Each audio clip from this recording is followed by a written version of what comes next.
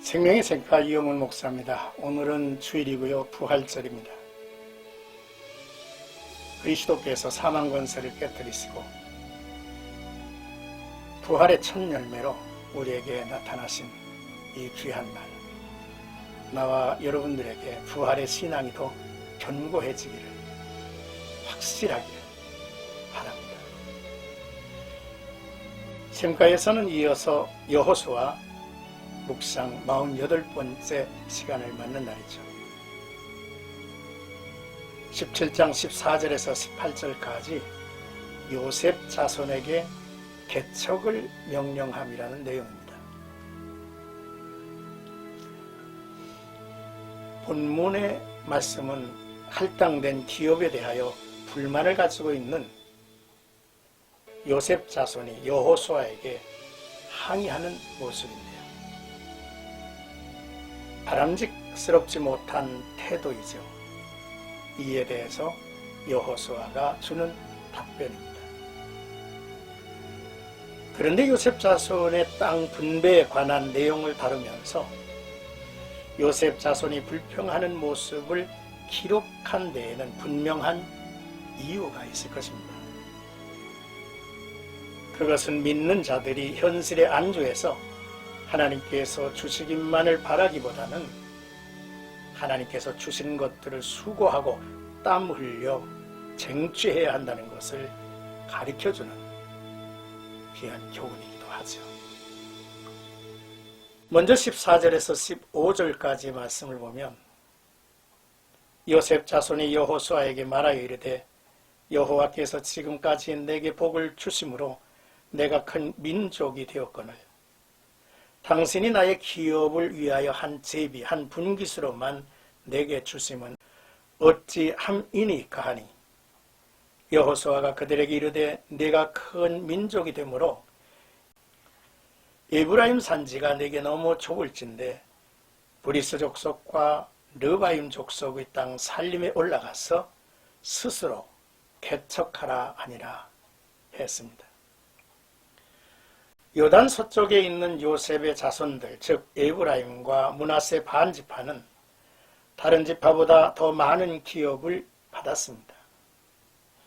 하지만 이들은 자신들이 받은 땅이 부족하다며 여호수아에게 더 많은 땅을 요구했죠. 이미 므낫세는 요단강 동편 트랜스 요르단에서 넓은 지역을 기업으로 분배받았습니다. 또한 가나안 땅에서도 에브라임은 유다 지파 다음으로 넓고 비옥한 땅을 받았죠. 또한 나머지 므낫세 반지파도 에브라임 지파의 위쪽에 넓은 지역을 분배받았습니다. 이들은 넓은 지역을 분배받았지만 더 갖고 싶어하는 욕망은 끝이 없는 것을 보여주고 있는 것이죠. 이에 대하여 여호수아는 여러분의 수가 아주 많아서 에브라임 산지가 너무 좁다고 하니 브리스 사람과 르바임 사람의 땅인 살림지대로 올라가서 그것을 여러분의 힘으로 개간하십시오. 개척하십시오. 라고 현명하게 대처하고 있습니다. 사실 요셉의 자손들은 무리하게 부당하게 요구하고 있는 것입니다. 하지만 여호수아는 그들을 일방적으로 꾸짖지 않습니다. 오히려 권면하고 타이르며 새로운 도전을 촉구하죠. 이는 여호수아의 훌륭한 리더십을 볼 수 있는 한 장면이기도 합니다. 이제 16절에서 18절까지는 내가 능히 그를 쫓아내리라 라는 내용입니다. 요셉 자손이 이르되 그 산지는 우리에게 넉넉하지 못하고 골짜기 땅에 거주하는 모든 가나안 족속에게는 베스안과 그 마을들에 거주하는 자이든 이스라엘 골짜기에 거주하는 자이든 다 철병거가 있나이다 하니 여호수아가 다시 요셉의 족속 곧 에브라임과 므낫세에게 말하여 이르되 너는 큰 민족이여 큰 권능이 있은즉 한 분깃만 가질 것이 아니라 그 산지도 네 것이 되리니 비록 살림이라도 내가 개척하라.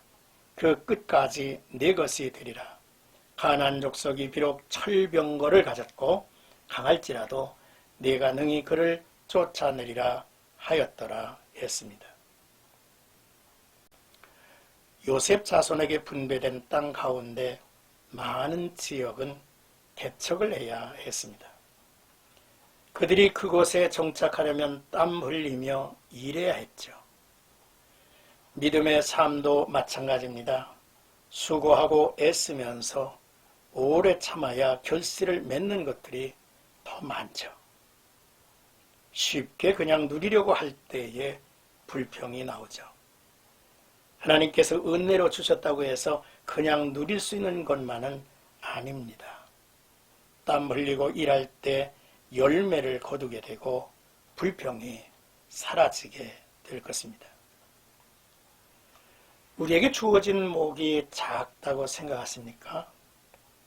가만히 앉아서 더 받기를 기다리지 말고 일어나서 높은 곳으로 또한 넓은 곳으로 나아가야 합니다. 그리고 그것을 개척하여 소중한 기업으로 만들어야 되겠죠. 믿는 자에게 일어나 올라갈 그곳이 우리에게 주어졌다는 사실을 알아야겠죠. 여호수아는 요셉 자손들에게 가장 필요한 한 가지 사실을 일깨워준 것입니다.